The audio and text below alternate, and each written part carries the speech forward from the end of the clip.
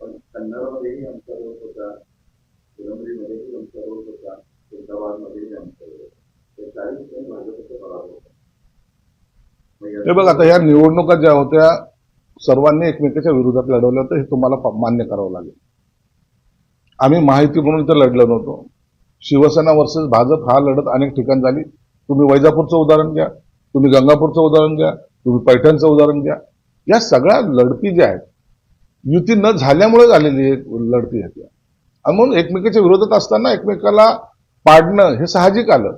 म्हणून काही ठिकाणी पराभव सुद्धा आम्हाला पत्करावा लागला, भाजपला सुद्धा पत्करावा लागला. आमच्या उमेदवाराला पळवापळी केली होती ना.